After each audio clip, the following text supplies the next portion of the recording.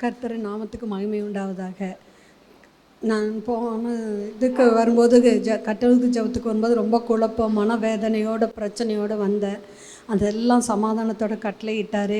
மேலும் ஆண்டவர் என் பொண்ணு ஒரு வீடு கட்டினா, அதில் ஒரு ஈபி பிரச்சனை இதில் பிரச்சனையில் மாட்டிட்டு, அதையும் அந்த ஜபத்துக்கு வந்தப்போ நான் வைத்துட்டு போனேன். அதையும் எனக்கு சமாதானத்தோட கட்டளையிட்டார். அந்த ஒரு சமாதானத்தையும் அந்த பிரச்சனையிலேருந்து விடுவித்த தேவனுக்கு கோடான கோடி ஸ்தோத்திரம். இன்று பெரிய போராட்டத்தோடு எனக்கு இப்போ எம்ஆர்ஐ ஸ்கேன் எடுக்க சொல்லியிருந்தாங்க. போன வாரம் நான் கட்டளுக்கு ஜபத்துக்கு போன மாதம் நான் அதில் வைத்துட்டு போனேன் ஆண்டவர்கிட்ட. பெரிய பிரச்சனை இது, உங்களுக்கு தண்டுவடம் அந்த எலும்பு விலகி இருக்குது. அப்புறம் அந்த எலும்பு நரம்பு பகுதியை அழுத்திட்டு இருக்குதுன்னு சொல்லி எம்ஆர்ஐ ஸ்கேனில் சொல்லியிருந்தாங்க.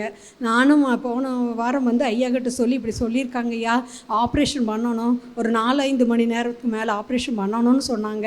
எனக்கு ஆப்ரேஷன் பண்ணுறதுக்கு விருப்பம் இல்லை, எனக்கு ஆண்டவர் சுகம் தருவார் அப்படின்னு நம்பிக்கையோடு இங்கே வந்தேன். ஒரு எப்பவும் இல்லாத ஒரு வல்லமை என்னோட பாய்ந்தது. பிலிப்பு பாஸ்டர் சொல்லும்போது பெரிய இன்னைக்கு என்றைக்கும் இல்லாத ஒரு ஆராதனை. அம்மா சொல்லும்போது உனக்கு பலன் கொடுக்குறார் மகளே என்று சொன்னாங்க. அப்போ எனக்கு பலம் உண்டாச்சு. நான் ஆப்ரேஷன் பண்ண தேவையில்லை, ஆண்டவர் எனக்கு சுகத்தை கொடுத்துட்டாரு. அதுக்காக கோடி நன்றி. ஏசப்பா செய்த எல்லா நன்மைகளுக்காக நான் கோடி நன்றி செலுத்துகிறேன்.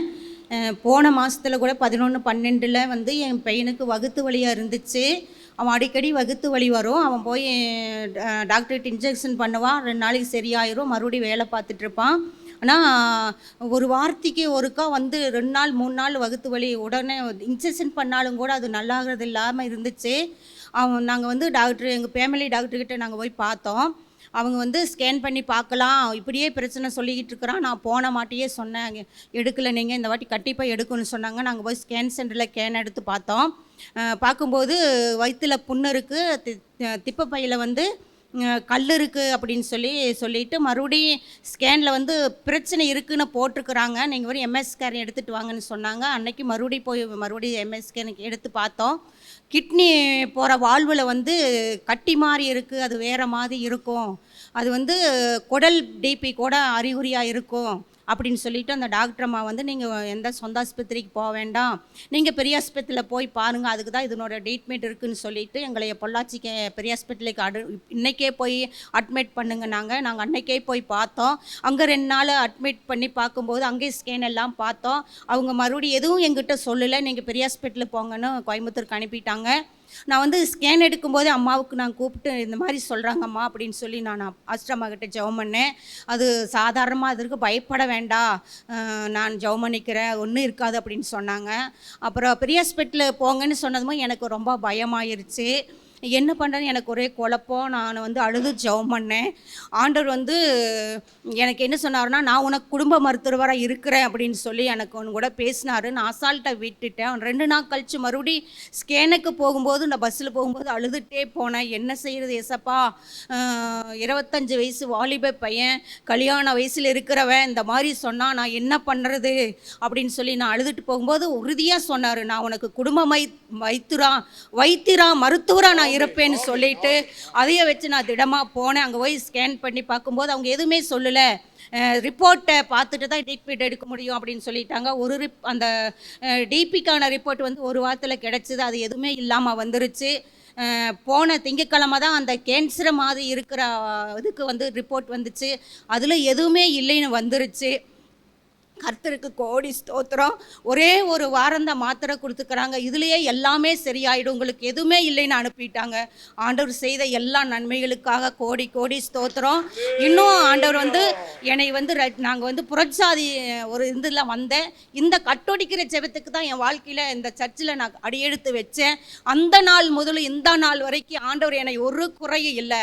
எந்த ஆபத்துகள் வந்தாலும், பலவீனங்கள் வந்தாலும், அவமானங்கள் வந்தாலும் ஆண்டவர் ஆலயத்துக்கு வர்றதுக்கு தடையில்லாமல் தஸ்மபாவ காணிக்க செலுத்த, ஆண்டவரை நாள்தோறும் ஜெபிக்க எனக்கு தடையில்லாமல் ஆண்டவர் நடத்தினார். ஆண்டவருக்கு கோடி ஸ்தோத்திரம். போன வருஷங்களை பார்த்தீங்கன்னா 2 ஆபத்தான காரியத்தை நான் சொல்லாமல் இருந்துட்டேன், அது நான் சொல்லணும். எங்கள் வீட்டுக்காரர் காளை மாடு, வண்டி காளை மாடு வச்சுருந்தாங்க.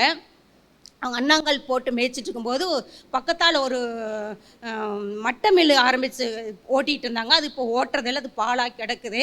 அதில் வந்து அந்த கீழே ஒரு 2-3 ஆள் கீழே வந்து கீழே அடிவரை தோண்டி மேலே வந்து மிஷின் வச்சுருப்பாங்க. அந்த குழியில் மூடி பெல்ட்டெல்லாம் போட்டு ஆங்கிலெல்லாம் போட்டு அதில் அடியில் மிஷினை வச்சு மேலே ஓட்டிகிட்டு இருந்தாங்க. இவர் வந்து உட்காந்துட்டு பார்த்துட்டு இருக்கும்போது அந்த காளை மாடு அதுக்குள்ளே போய் கால் வச்சா அது விழுந்துருன்னு சொல்லிட்டு இவர் 2-3 அண்ணன் வச்சுக்கிறாரு. அதில் போகுதுன்னு சொல்லிட்டு இவர் உட்காந்துட்டு எந்திரிச்சு ஓடும்போது அந்த பகலை மேலே கால் வச்சுட்டாரா. அந்த மில்லு ஓடி 2-3 வருஷம் ஆச்சு. அந்த பகலை இத்து போனதுனால அவர் காலை வச்ச உடனே கீழே போயிட்டார், இடுப்புக்கு கீழே போயிட்டார். என்ன ஒரு அதிசயமே தெரியாது. அவர் விழுந்தவர் கீழே விழுந்திருந்தா யாருமே தொலைவ முடியாது, அந்த இடத்துல யாருமே போகமாட்டாங்க. என்னாச்சுன்னே தெரிஞ்சிருக்காது, எங்களுக்கு தெரிஞ்சே இருக்காது. அவர் சத்தம் போட்டாலும் காது கேட்காது. ஆனால் அவர் விழுந்தவர் 2 காலும் உள்ளே போய் விழுந்தவர் திடீர்னு இப்படி சாஞ்சு மேலே விழுந்துட்டார். மேலே விழுந்ததில் இந்த 2 காலு பாதத்து அந்த ஆங்கில் பட்டு லேசான ரத்த கட்டு தான் இருந்துச்சு. அதுலேருந்து ஆண்டவர் எனக்கு அற்புதமாக அவரே எந்திரிச்சு வந்து எங்களை ஃபோன் பண்ணி கூப்பிட்டு இந்த மாதிரி நான் விழுந்துட்டேன், எனக்கு பதட்டமாக இருக்குது, பயமாக இருக்குதுன்னு சொல்லி நாங்கள் போய் அவரை கூப்பிட்டு வர கர்த்தர் எனக்கு உதவி செஞ்சார். இன்னொரு காரியம் பார்த்திங்கன்னா, காளை மாடு வந்து கட்டி வச்சுருந்தாங்க. அவங்க வண்டிக்கெல்லாம் போயிட்டு கட்டி வச்சுருந்தாங்க. வந்து திடீர்னு அவர் 4 மணிக்கு எந்திரிச்சு பால் கறக்கும்போது மாட்டை அவுத்த கட்டியிருக்கிறாரு. அப்போ நல்லா இருந்திருக்கு. பாலெல்லாம் கறந்து அவர் ஊற்றிட்டு வந்து 6 மணிக்கு போய் பார்க்கும்போது அந்த காளை மாட்டுக்கு ரொம்ப வகுரெல்லாம் உப்பி நுரையெல்லாம் தள்ளி 4 காலை விரித்து கண்ணெல்லாம் நட்டி எதுவுமே இல்லாமல் படுத்துருச்சு. அவர் ஓடி வந்து என்கிட்ட சொன்னார், இந்த மாதிரி காளை மாடு நல்லா தான் நான் கட்டி வச்சுட்டு போனேன், ஆனால் இந்த மாதிரி வந்துருச்சு, என்ன பண்ணுறது, டாக்டருக்கு ஃபோன் பண்ணாலும் இந்த வேலை வரமாட்டார், அவர் வரக்கு 10 மணி ஆயிருமேன்னு சொல்லிட்டு இருந்தார். நான் ஓடி போய் ஜெவனை எடுத்துகிட்டு போய் அங்கேயே மண்டி போட்டு ஜெபம் பண்ணி, ஆண்டவரே இந்த காளமாட்டுக்கு நீங்கள் தான் ஜீவன் கொடுக்கணும்னு சொல்லி நான் அழுது ஜெபம் பண்ணேன். ஒரே 1 மணி நேரத்தில் அதே எந்திரிச்சு நின்று மேய்த்து என் ஆண்டவரை கொடுத்த செய்த நன்மைகளுக்கு கோடி கோடி நன்றி. கர்த்தருடைய நாமத்துக்கு மகிமை உண்டாவதாக. நான் தைராய்டு மாத்திரை 10 வருஷமாக எடுத்துகிட்டு இருந்தேனுங்க. ஆண்டவருடைய கிருபையில் ராமகிருஷ்ணாவில் தான் எல்லாம் செக் பண்ணும்போது தைராய்டியே இல்லையான்னுட்டாங்க. நான் கண்ணீரோடு ஜெபம் பண்ணேன். ஐயா இப்போ தைராய்டிக்காக ஜெபம் பண்ணும்போது ஆண்டவரே என்னை தொடுங்கன்னு சொல்லி நான் கண்ணீரோடு ஆண்டவர்கிட்ட கேட்டிருந்தேன். மேகமாக வந்து அவருடைய கரம் என்னை தொட்டது. ஆண்டவருக்கு கோடி நன்றி. கர்த்தருடைய பரிசுத்த நாமத்துக்கு ஸ்தோத்திரம் உண்டாவதாக. காலையில் நான் ஆராதனைக்கு வரும்போது ஆண்டவரே ஏசப்பா என் பிள்ளைகளை கூட்டு வரதை மட்டும்தான் என்னோட வேலை, மற்றதெல்லாம் நீங்கள் பார்த்துக்கோங்கன்னு சொல்லி ஆண்டவர்கிட்ட ஒப்பு கொடுத்து ஜெபம் பண்ணேன். ஆராதனை வேளையில் ஒரு கரை என்னை தொட்டுச்சு. அப்புறம் மறுபடியுமாக அதையும் உணர்ந்தேன். அப்புறம் மறுபடியும் சரி நான் ஏதோ என்னோட சேலை தான் என்னை படுது போலன்னு நினச்சி விட்டுட்டேன். திரும்ப அம்மாவும் சொன்னாங்க உன் வலது கரத்தை பிடிக்கிறாருன்னு சொன்னாங்க. அப்போவும் ஆவியானவர் எனக்குள்ளே இறங்கினார். மறுபடியும் 3ஆவதாக ஐயா சொன்னாங்க கிருபா உன் ஆண்டவர் தொடுறாருன்னு. என்னால் நிற்க கூட முடியல, ஆண்டவர் என்னை அந்த அளவுக்கு தொற்றுக்கிறாரா. சாந்தமணி அம்மை குடும்பத்து 4 பேர் விசுவாசிகள் வந்திருக்கிற கர்த்தருக்கு சோத்துறேன். எங்கள் பிள்ளைகளே எல்லாத்தையும் கண்ணின் மணி போல் பாதுகாப்பு. நாங்கள் 4 பேர் இந்த சபைக்கு கட்டோடிக்கிற சபைக்கு வந்திருக்கிற எங்களை ஆசீர்வத்து. காலையில் எழுந்திரிச்சு நாங்கள் வர முடியாத சூழ்நிலை, கால் வலி, எனக்கு ஜவ்வு தேய்மான எலும்பு தேய்மானங்க.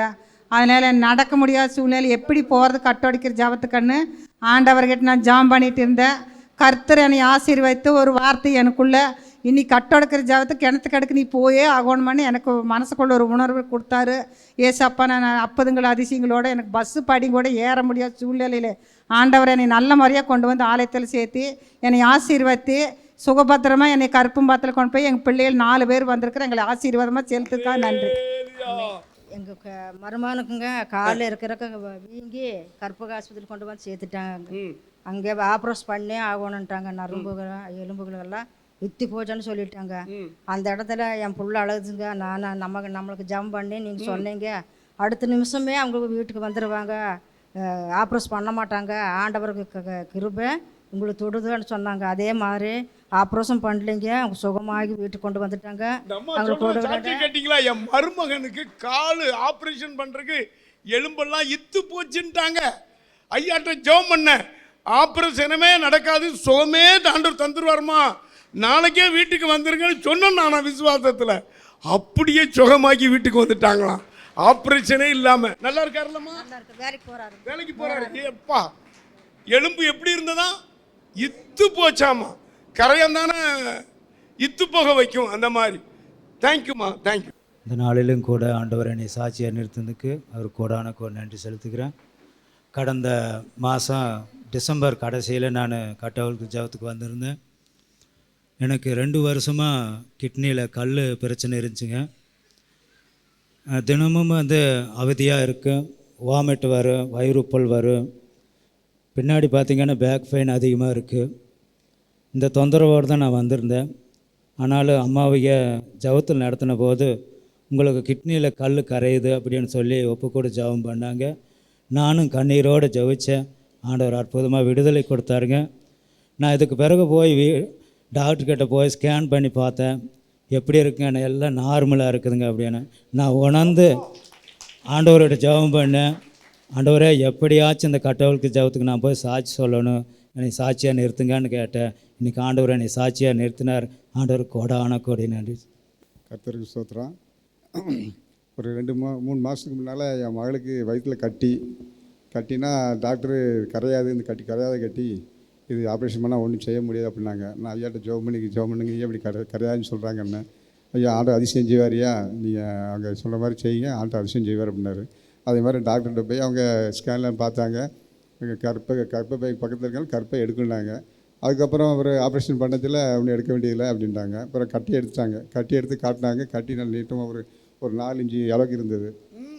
அப்புறம் அங்கே எடுத்து ஆப்ரேஷன் பண்ணி வீட்டுக்கு வந்தாச்சு. வீட்டுக்கு வந்த பிறகு அந்த கட்டி நாங்கள் செக் கொடுத்துருக்குறோம். அது கேன்சராக எதுவும் தெரில, அது சொல்ல முடியாதுங்க. அதனால் நீங்கள் அது வந்த பிறகு தான் சொல்ல முடியும்ன்ட்டு சொல்லிட்டாங்க. ஒரு 10-15 நாள் எல்லாத்துக்குமே ஒரே பயம், கவலையாக இருந்தது. என்ன பண்ணுற ஆண்டவரே இப்படி இருக்குன்ட்டு. பிறகு ஐயாட்ட ஜெபம் பண்ண சொன்னேன். ஐயா நான் ஜெபம் பண்ணுறேன், ஒன்றாக தைரியமாக இருங்க, கர்த்தர் பார்த்து விடாருனாங்க. அதே போல் ஒரு 10-15 நாள் கழிச்சு ரிசல்ட் வந்துச்சு. நார்மலாக இருக்குது, ஒன்றும் பிரச்சனை இல்லைன்ட்டாங்க. கர்த்தர் நாம மகிமைப்படாத.